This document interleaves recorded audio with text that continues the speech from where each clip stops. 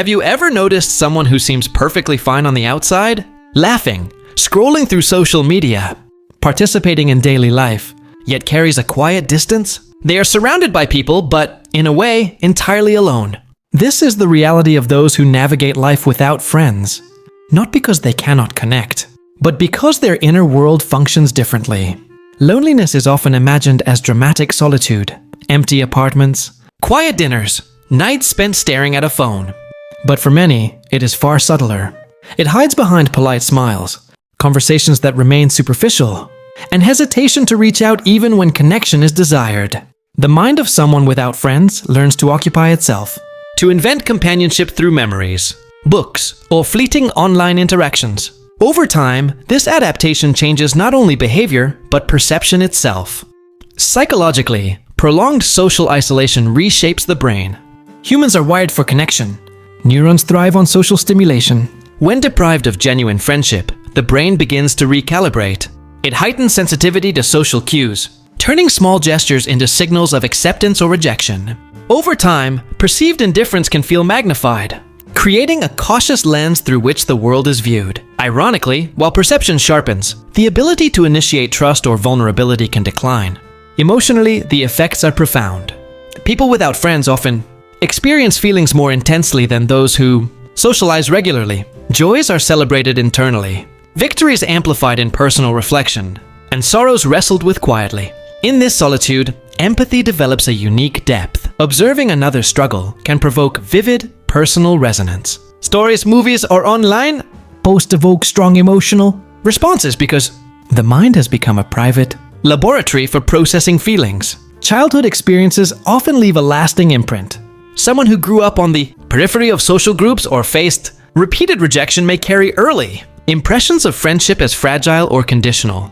Over years, solitude becomes familiar, yet this does not mean they are cold or distant. People who live in prolonged isolation often cultivate extraordinary self-awareness. They notice subtleties others overlook. A glance, a hesitation, or a tiny act of kindness. Even online, where connection is easier, these patterns persist. Many engage in communities but maintain careful boundaries, contributing while observing, sharing without exposing too much of themselves. This selective engagement reflects both learned caution and an instinctive need to protect an inner life that is rich and vulnerable. In this first part, we glimpse the interior landscape of those without friends. Sensitive, observant, deeply emotional, shaped by subtle isolation. The next step is to explore how solitude transforms perception, cognition, and the capacity to feel. When someone spends years without close friendships, their brain adapts in ways both subtle and profound. Neuroscience shows that social isolation can increase activity in areas associated with imagination, planning, and self-reflection. Their mind becomes a richer internal universe, simulating conversations, rehearsing interactions, and imagining emotional outcomes in detail. This internal rehearsal is both a gift and a challenge. It fosters empathy and emotional intelligence, allowing them to read situations deeply and understand motives with rare clarity. Yet prolonged isolation can make real-world interaction feel daunting. Reality often differs from imagined scenarios, and uncertainty or rejection can trigger intense anxiety. Despite these challenges, there are hidden strengths. People without friends often develop heightened self-awareness. They discover their values, confront their emotions directly, and cultivate reflection that many socially immersed individuals never practice. Journaling, creating art, or engaging with literature becomes not just a pastime but a crucial tool for processing thought and emotion. In some cases, the depth of their insight rivals that of trained professionals. Developed quietly, away from external scrutiny, social perception also becomes nuanced. Someone without close friends notices what goes unspoken.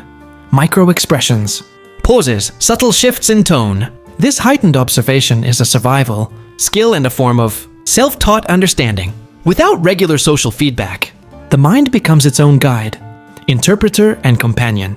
Yet solitude is not permanent deprivation. Genuine connection is possible and often richer later in life. Friendships formed after years of solitude tend to be intentional, appreciative, and empathetic. Absence of early social networks can become fertile ground for deeper, More meaningful bonds in adulthood. Self-discovery is a remarkable byproduct of solitude. Those who live without friends often understand themselves with unusual clarity. They recognize what they can endure alone and what deserves vulnerability. Society often frames friendship as a benchmark of happiness. Yet the journey through solitude offers profound insight and personal growth. The psychology of people without friends is not merely a story of loss. It is a story of adaptation, emotional sophistication, and subtle resilience. Beneath quiet exteriors lie minds alive with reflection, hearts capable of deep empathy, and souls poised for connection when the moment arrives. In the end, loneliness teaches lessons that friendship alone cannot. The depth of our inner world, the strength of quiet observation, and the beauty of choosing connection consciously. For those who have walked life without companions, the possibility of genuine friendship remains, waiting to meet the wisdom that only solitude can cultivate.